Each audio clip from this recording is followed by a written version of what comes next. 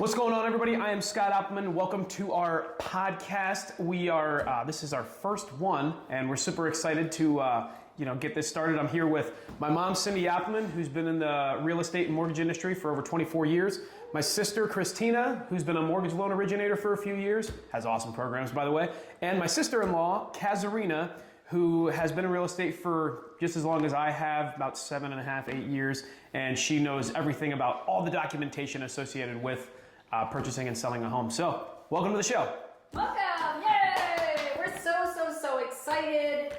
I think I wanted to discuss some of the things we'll be going over is, one, who we are, what we do. Scotty touched on that a little bit, but we'll go into a little bit more depth with that. And we're going to talk a little bit about different loan programs that our mortgage company offers. And, everyone is a little bit worried about what National Association of Realtors just paid out, or will be paying out rather. Yeah, $418 million. Oh, people are freaking out. That's like winning the lottery to get that kind of money. Yeah. Speaking of the lottery, somebody won it in New Jersey. $1.1 billion, one ticket. Wasn't us, because we probably wouldn't be sitting here right now. But anyway, so we're going to talk a little bit about what that might mean for you as a consumer, a buyer, or seller. The pros and cons of it for either or both sides. And really just talk about... what's going on in the market. Yeah, absolutely. Yeah. So anyway, this is our first one. So bear along with us. And girls, what do you guys have to say? That don't impress me. Well, thanks a lot. We were That's all I have in my head. Yeah, we were listening. I don't even know what the song is called, but That don't impress me much. is that what it's called? Yeah. The Shania Twain song that goes, Sorry, I had "That don't impress me much," and we've been literally just randomly singing it for the last hour. It's just stuck in our heads so bad. Yeah, great job, Chrissy. Okay. That song stuck in Sing our head. Brad Pitt. That don't impress me much. Yeah. Okay, back to the show. Back to the show. Oh, girls, what are you drinking? This is Wagging Tail. Bad. Sponsored. It's Wagging Tail sponsored. Kind of, sort of. Did they give you a discount because you drink so much of it? Maybe you should buy their shares. Do they sell shares of Wagging Tail yet? I don't know. No, they don't sell shares of Wagging Tail. It's a local company. I'm just But saying. our maybe cousin they should. Addie works. It's not on the stock exchange. Shout out to Addie. I don't know. I'm That's just crazy. curious. So yeah. Your curiosity should not be curiosity. I know. All right. So what do we want to just touch a little bit on? I think maybe we should just talk about who we are, what we do, kind of. Yeah. What do you think about that? So okay. Can I start? Yeah, you go right ahead, Awesome. Mom. You can just lead. So You say you can just leave? Lead it. I think so. You can just leave. So yeah, I've been in real estate for 24 years and mortgages for just about that long. I started dabbling in mortgages probably back in 2001 or 2002, but then opened my own brokerage about 7 years ago. Was probably one of the best moves, mainly because when a buyer comes to us, we can help them, even if they don't choose our mortgage company, we can help them choose the best option for them. So we have a very broad knowledge of the understanding of the mortgage market, which is awesome. And we do have great programs, some of the best in the industry. We work with the #1 wholesale lender in the country, United Wholesale Mortgage. And they have some of the best programs we've seen, best turnarounds as well. But sometimes it's not the fit for you as a buyer, so we will say, we think you should go with X because they have something better. But having the knowledge to be able to tell you that as the consumer is a pretty awesome ability to do.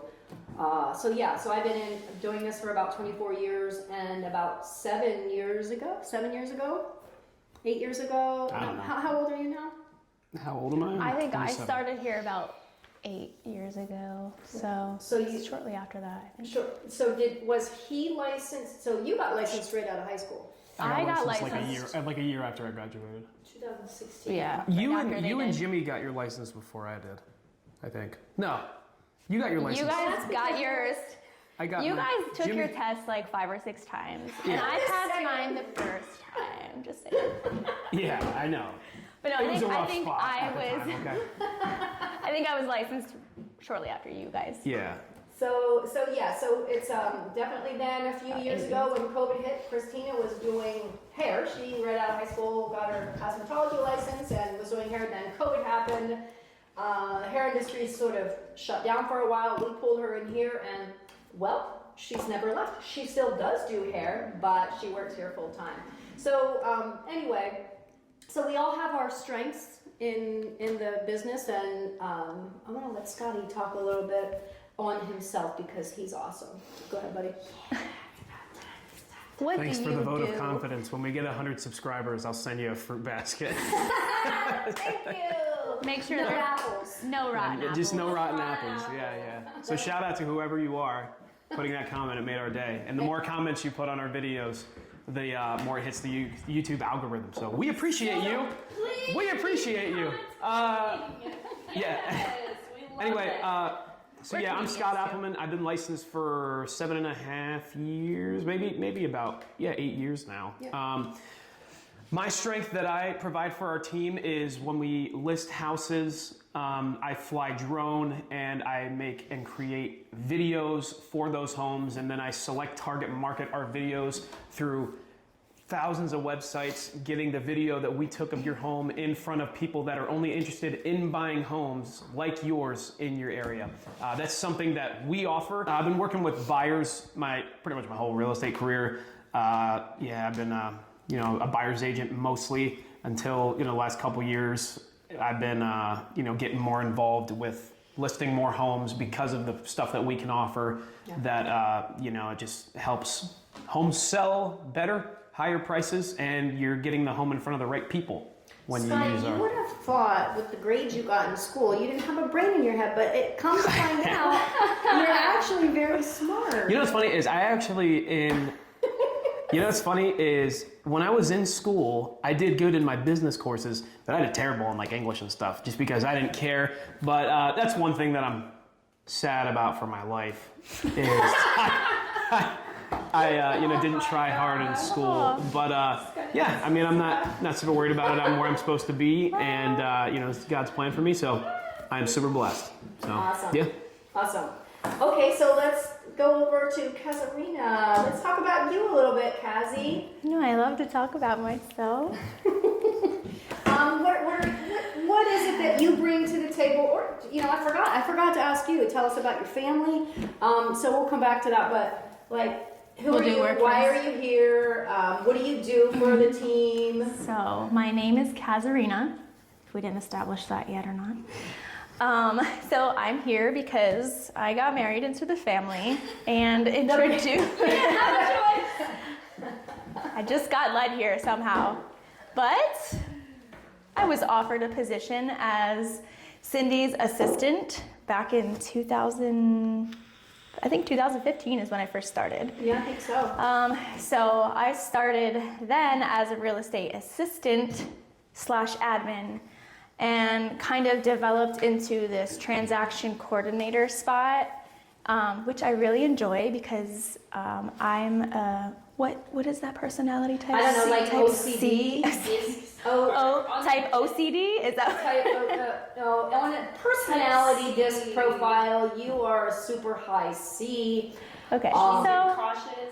I like to try to be organized and detail oriented. Just to make sure things are moving along and running smooth for the agents. And just... But then you are licensed as a realtor. You can list and sell properties as well. Yeah. I mean, we do everything as a team now. So basically if a past client of mine calls or, we get a call to list a house, you're not really getting one person, you're getting three because... one of my strengths is I'm pretty good at pricing your home. I've been doing this long enough. Good at negotiations. I also work as a buyer's agent. Those are skills. And in today's day and age, you need somebody who can price properly and can negotiate on your behalf to do what's best for you. So if you're a seller, you need an agent who knows how to negotiate well for you to get your highest and best, or the best thing that works for your family. And as a buyer's agent, same thing. You want an agent who can negotiate, write the offer, negotiate after the inspections are done, what happens. So, we all three of us have our different strengths. So when you hire our team, you kind of get three people in one. Wouldn't you guys agree? Yeah, definitely. And if you're You get the strongest real estate team in the world. Absolutely. That's what it feels like. We're pretty elite. Yeah, we're pretty elite. Premium. Just saying. Not trying to toot our own horn, but But then the nice thing too with the mortgage company, which Kristina, I'm gonna let her talk here in just a second. But the nice thing with the mortgage company is, well, if you are a seller and there's a buyer looking at your property and they don't have a pre-approval, within about 20 minutes we can get them pre-approved. If you're a buyer and you want to look at one of our properties, again, same thing. So we can get you pre-approved right away, and when you're working in-house, you know what's going on from beginning to end of the transaction. So Kristina, tell us a little bit about you. I am Kristina, licensed loan originator here. I've been doing mortgages. I started off as a processor. I'm looking at my camera, right? yeah, your phone. Okay. Yep. I was just making sure I was doing it right. I started off as a processor in the beginning of 2020. I was processing loans for my mom because she had been the only loan originator here at the time, and she needed a little bit of help. And then during that, shortly after I started processing, COVID happened, and I was doing hair at the same time.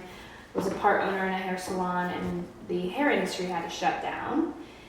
And so once that happened, I got out of doing that and ended up coming here full time. I was a processor for, 18 months maybe, and got my license in mid 2021. And now I am a licensed loan originator. So Something to I look guess forward let's to. kind of talk a little bit about you guys, what this NAR. Yeah, you want me to read the headline? Yeah, let's read the headline and kind of talk about what this could potentially mean for buyers and sellers, and how we can help you basically. All right, so the National Association of Realtors agreed to a $418 million settlement last week in an antitrust lawsuit where a federal jury found the organization and several large real estate brokerages had conspired to artificially inflate agent commissions on the sale and purchase of real estate. So this is one thing that I believe to be true about a lot of this. One thing that you have to understand is that National Association of Realtors is probably one of the largest associations in the country. Yeah. The DOJ doesn't really like us because they can't break us up. So now we have the National Association of Realtors, and we have our State Association of Realtors and Local Association of Realtors. Yeah. So we as realtors are a part of three associations that are bigger than we are. And NAR is a huge association. You as a consumer can't even imagine all the amazing things that NAR does for you. So let's take for an example, not so much NAR, but let's say PAR, which is Pennsylvania Association of Realtors, because that's also where we're a member because we live in Pennsylvania. A few years back, they wanted to increase the transfer tax to make it like 2% per side or 2.5% per side or something like that. I don't quite remember. But our Association of Realtors fought for that for the consumer because let's say you're buying a $500,000 house. Well, that's one, if it's 2.5%, think about the added expense. We already pay 1% per side, but the government wanted to increase that to basically take more money out of you, the consumer's pocket, both buyer and seller, remember that. But our association fought for that to not happen, and it didn't happen. So we have people lobbying for us on the local, state, and national level. And when I say us, I mean us as consumers. So, maybe the DOJ doesn't like that. Maybe the government, hates that we are all such a tight pact of people. And we fight for you guys as well, we as realtors. So yeah, I think one of the big issues is the DOJ and the government. They just don't like how strong we are on any level, local, state, or national level. And I just feel like they're trying to break us down. And if they break us down, it's ultimately it's gonna hurt the consumer. So it's gonna hurt the buyer and the seller a lot. So yeah, that's what I have to say about that. Yeah. You know, I hear I've gotten messages from buyers and sellers both. I got a message from a seller, hey, I just saw the news. Does that mean I don't have to pay a commission now to my realtor? Yeah, No. don't trust the media on this Don't at all. trust the fake Don't. news on that. So much more of a big deal. Yeah, and just for the record, the way we feel about it is if I list your property, I want you to offer a buyer's agent a fee to bring the buyer in. Yeah, because they're purchasing your home. They're getting you out from underneath the house. To pay Let's the other remember, agent. without the buyer, we got this. Nothing. Right? We've nothing. got nothing. You won't sell your home. And a lot of a lot of first-time home buyers especially, they need to be represented. And if you were buying a house for the first time, don't you want to be represented by someone who knows what they're doing? Now, I will tell you. Personally, I'd represent myself, obviously. Yeah. But Especially a and that's the first-time thing home buyer, too. they don't know what they're doing That's the thing into. too is like I think it's 95% of home buyers are already represented by a real estate agent. And a way that I think this might hurt the consumer is, especially for people that are, you know, say they're only approved for like $200,000 and they're, you know, they need to get a full seller's assist to help with the closing costs and that kind of stuff. I think it might hurt consumers more because then if they do want that representation as a real estate agent, they might have to pay that buyer agent commission. So it actually might knock a lot of home buyers out of the market because they're going to need to pay a real estate agent. Yeah, you won't be able So, to you afford know, it's kind of interesting. So it might actually cost consumers more in the long run. And, you know, if we're knocking home buyers out of the market to be able to buy houses, that's just going to put rental prices up Oh, it's going to bump them up like higher crazy. than they already are, which Yeah. I think rental prices are ridiculous. I mean, I say that, I speak from a landlord perspective. I've never taken rent and jacked it up like other landlords have. You have to be able to live, feed your family, and all that stuff. But yeah, so let's take Kristina, let's just look at a VA buyer for a minute. A VA buyer can't even pay for a pest inspection. Correct. Let alone, you know, we have a transaction fee that Agent commission. yeah, let alone an agent commission. So, you know, what happens to the VA buyers out there who want to be represented because they've never purchased a home before? Oh, we have a veteran that's never purchased a home before. Sorry, you can't be represented. Or, you know, sorry, buyer's agent, you're not going to make any money representing this buyer because the buyer can't pay your fee. You know, so as a seller, you definitely, and I will stand strong on this, you want to offer your buyer, a buyer's agent, premium to bring the buyer to the table and work on the buyer's, you know, that the buyer's agent works on the buyer's behalf. I think it's critical. I think. Well, you mean it's critical to have a buyer's agent represent them? Absolutely, and that the seller will offer. Now, here's the thing. A seller isn't mandated or won't be mandated to offer that agency fee anymore. You know, that all is going to come down the pipeline here probably by June or July, that sellers no longer will have to offer a co-broke fee to a buyer's agent for their property to be put in multi-list service, which you want your property, if you're a seller, you want to put your property in MLS because you want every buyer's agent and every buyer to have access to it, right? But then you're not going to offer a fee to pay for the buyer's agent. And that's not good for anybody. Literally, it's good for nobody involved in the transaction.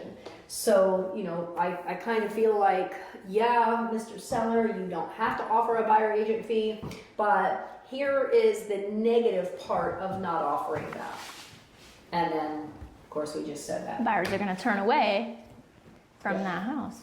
Yeah, you probably lost the buyer because the buyer doesn't have the extra percentage of whatever they're, and commissions are negotiable, you gotta remember that, right? Yeah. Commissions are negotiable.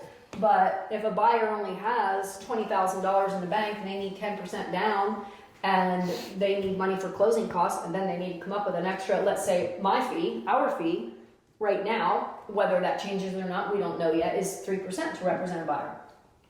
So if our buyer doesn't have that full 3% to pay us, what are they going to do? Take a loan out? We're going to take payments on it? I mean, Yeah, you know, stuff that, you know, that's going to probably be figured out over the next, several months, like, Yeah. okay, well, what is this going to look like for buyer's agents? Yeah. Oh, you can Venmo us.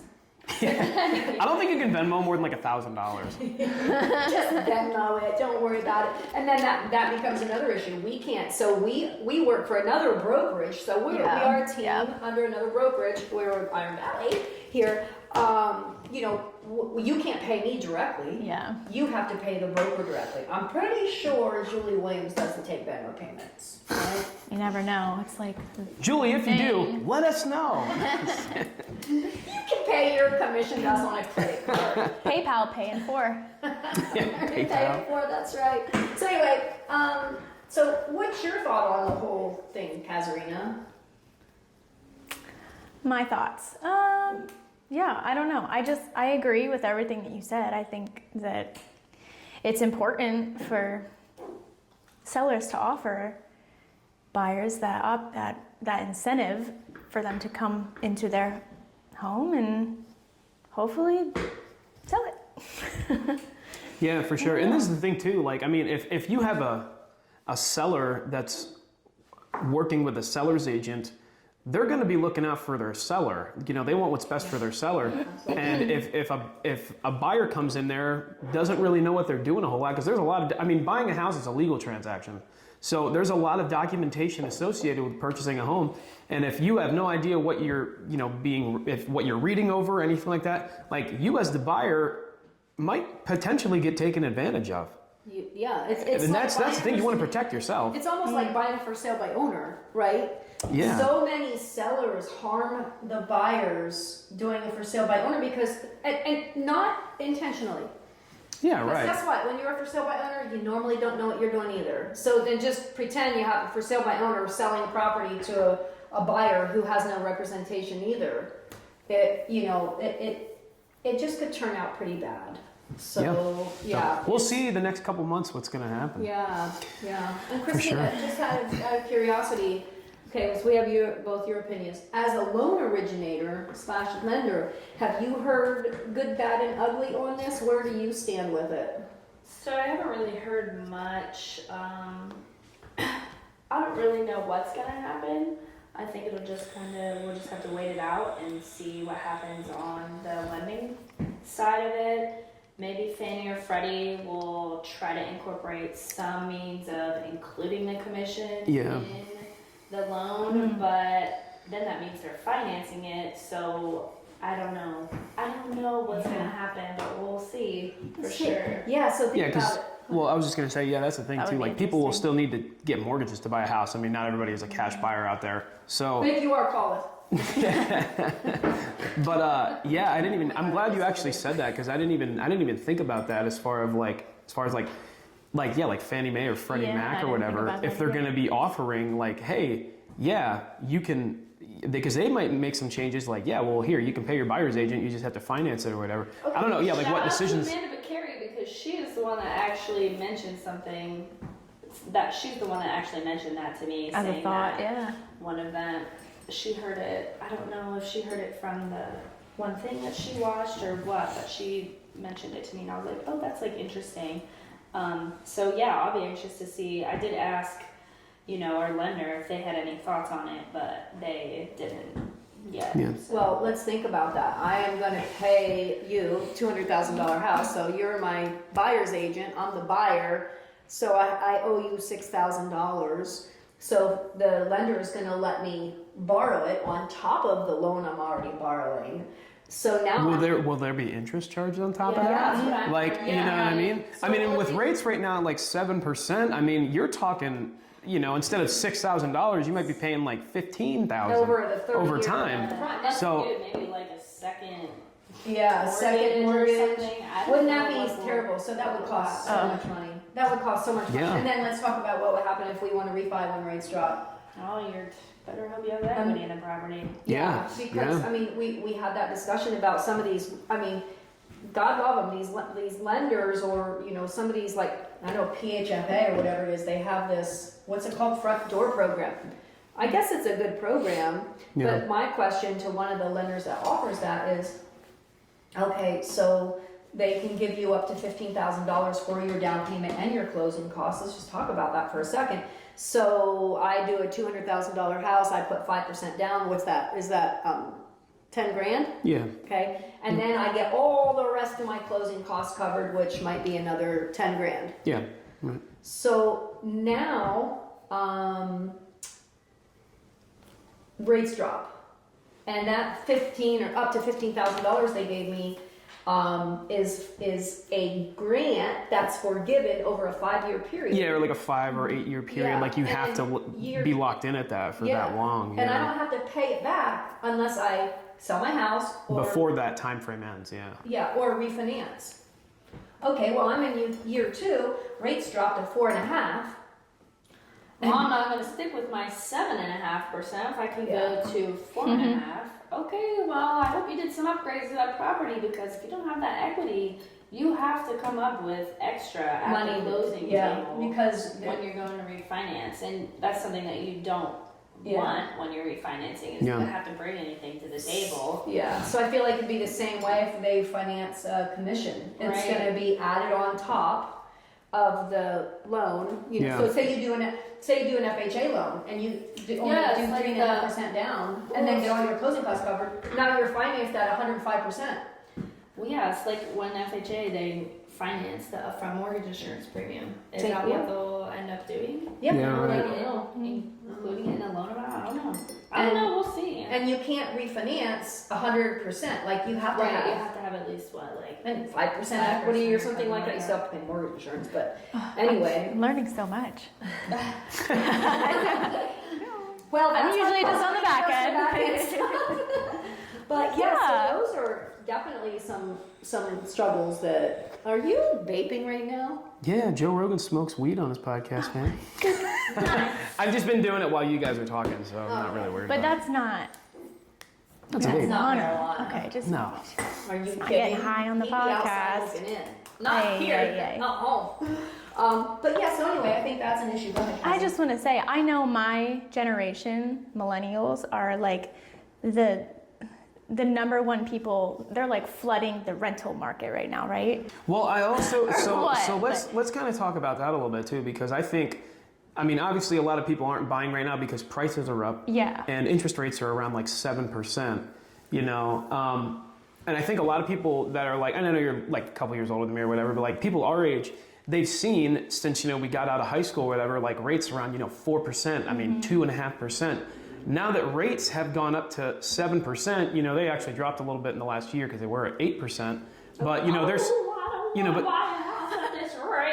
right, but this is the thing though, like people our age, they're seeing that and they're like, oh my gosh, rates are at 7%. Like, I don't want that because I want to get a 4% interest rate or Yeah, they're whatever. just like trying to you know weed what I it mean? out. So they're kind of seeing that like, damn, like I don't want to do that.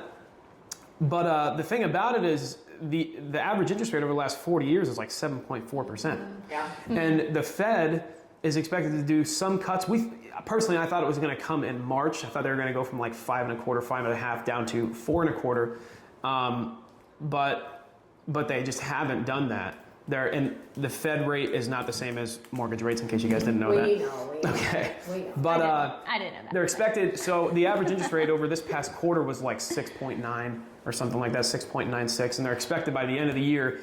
I thought they were going to drop down to like 5.5, but now they're actually expecting rates to drop down in the fourth quarter of this year to be around 6%. So you might see a drop. Yeah, it's an average, yeah. So, you know, we're going to see rates come down over the next, you know, 6 to 9 months. Do you think Possibly that's the prediction, that even the Fed, that's their prediction Do too. you think the upcoming election is going to have a lot to do with that? Yep, it's an election year. It is. That's usually when all that happens. Yeah, I mean, probably. And like, this is the thing too, like a lot of people that I watched, you know, even Harry Khabib, it's Harry? Habib. Habib? Barry Yeah. Habib. Barry Habib. You know, he talked about that too, like, you know, rates are going to come down a lot. You know, they might come down to like, you know, 5% or 5.25%. But now, even based on, you know, I watched like Patrick Bet-David and the guy on there, Tom, he's really big into like business and interest rates and stuff. You know, even he was like, at the beginning of the year, a few months ago, he was like, yeah, you know, rates might come down to, you know, they're going to do like 6 cuts over the year or whatever. And they really haven't done those cuts yet. Yeah. And, everybody, even a lot of realtors and mortgage brokers at the beginning of the year, they were like, yeah, they think rates are going to drop right at the beginning of March when they have their March meeting, but they haven't yet. So, you know what I mean? So I think by the end of the year, they'll probably come down to like 6%. That's probably about the average. That's still it's not a bad rate.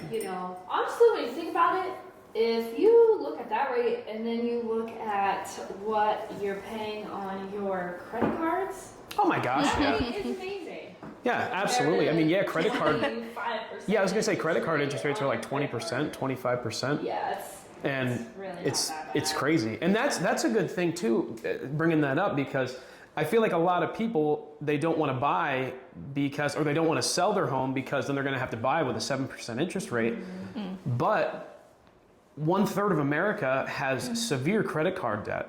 And wouldn't you rather take the equity out of your house, pay off that debt, and be locked in at a 7% interest rate instead of a 25% interest rate for that, for that credit card debt? Because, I mean, affordability is a huge deal right now. Mm-hmm.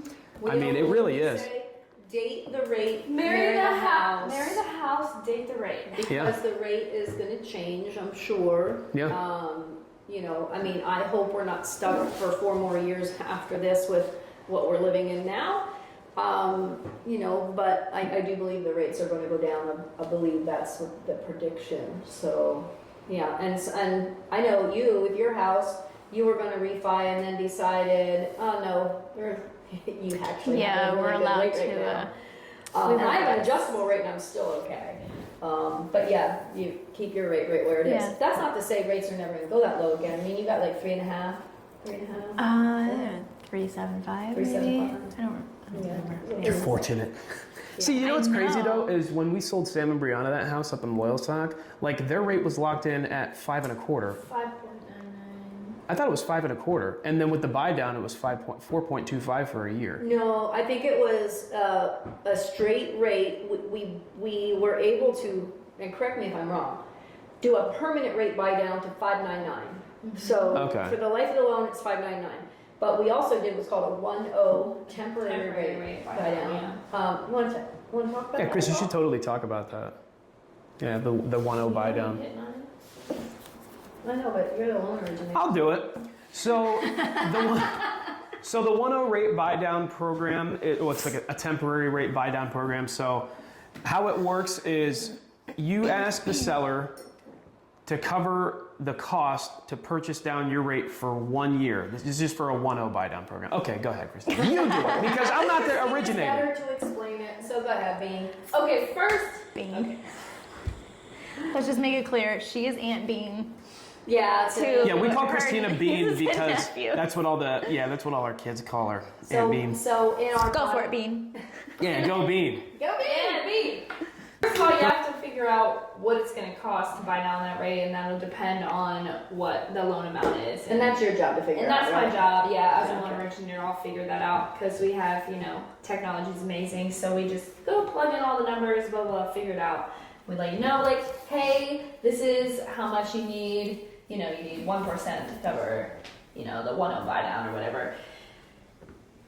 So that's how you figure out how much you're going to need in order to be able to do the 1.0 buy down. And so say you lock in at a 7.5.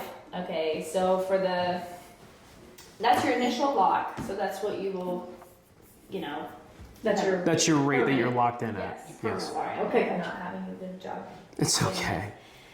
Anyway, for the first year, then your rate will be 1% less than what that initial rate is. So for the first 12 months of your loan, it'll be 6.5, and then after that 12 months, going into month 13, you will go back to that initial 7.5 unless you were to refinance. Yeah, and that's the hope too, is within that 1 year time frame that interest rates do drop, and then you can refi. And that's the thing too, you don't have to stay at that temporary buy down for that full year. If rates drop and you decide you want to refinance, you can refinance.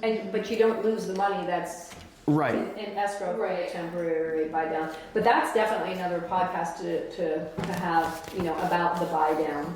Yeah. Not every wholesale lender offers it. And I believe the wholesale lender that we primarily use, which again, United Wholesale Mortgage, They have a great program when it comes to that. So yeah, we like it. We've used it. It's made our customer, client, buyer very, very happy.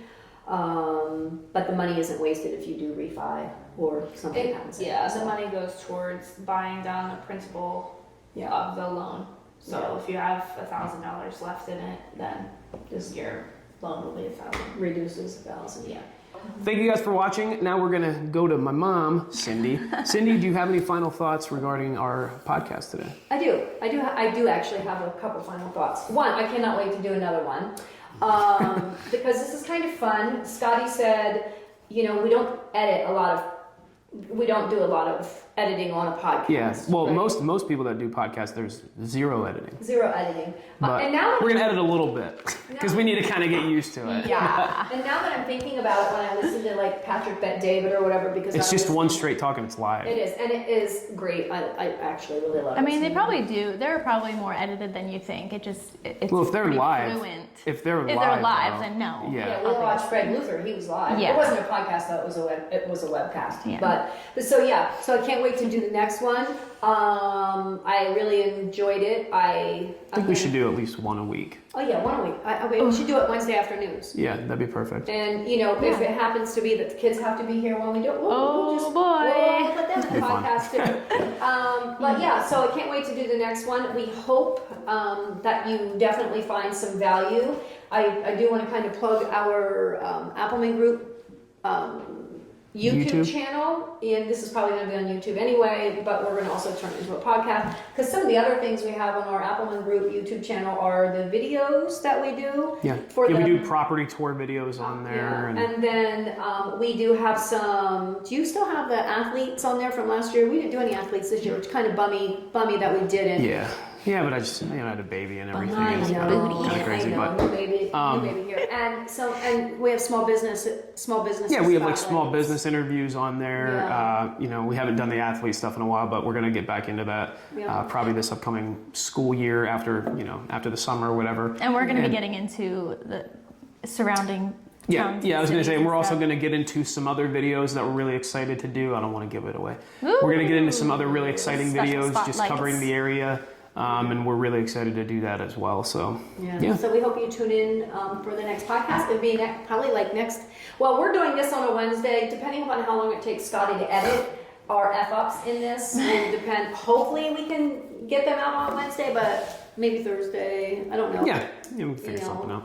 So anyway. Maybe we'll drop it every Friday afternoon or something. Yeah, something like that. Something like that. And it gives Scotty a couple like days that. to edit, because he does have a almost 4-month-old at home, so that's not really easy to. Yeah, he's great. And okay, that's my final thought. Okay, Chris, any final thoughts? Final thoughts. Don't forget about the interest rates. You will be fine. So, What? marry the house Don't date. freak out about the interest Oh, rates. don't freak out. I thought I should have said don't forget about the interest rates. Don't forget about Freak out. Anyway, that's my final thoughts. Kaz? So enlightening. Oh, my final thoughts. Yeah, I don't know. I'm looking forward to doing this again, and just being here for whoever is going to give us the opportunity to help them out in buying a home, selling a home, and we're going to be happy to help you and support you and serve you, and yeah. Here we go. And Another final thought I have. We are licensed to do mortgages in Florida too. So if you know anybody that's true. looking to buy in the Florida area, let us know, because we can help them out. May I speak one more final thought? yes, it's Thanks. fine. So we do have these little books that we have. Like we have books. This one is for sellers, how to get the most out of your house. We're happy to send you one of these so you have it in a paperback book. Kristina has a book about, especially if you're a first-time home buyer. Helps you purchase a home on the lending side. And this book over here is very similar to hers. but it talks a little bit more about the actual house process, where this is more the finance, this is more the house process. So, you know, we have all three of those books. If you're a seller, if you're a buyer, even if, you know, you're an investor, Kristina has a great investor program that she'll go into in another podcast. So we have these books. Just hit us up. Scotty will tell you how to do that, because I don't really understand the whole DM thing. I'm over 50 and I am technologically not as smart as Scotty. So my comment about his education was inappropriate, but he's my kid, so I say rude things. Don't I, Chrissy? I say rude things sometimes. I just say rude things. But yeah, so we really appreciate you guys bearing with us and watching this first podcast that we've ever made, and we hope it brought you some value. And yeah, if you want to buy or sell a home, or you need financing, or just have any questions about the buying, selling, or mortgage process, feel free to hit us up. We do have a lot of experience in that field, and we'd love to help you out. Thank you so much for watching, everybody. See you next time. Bye.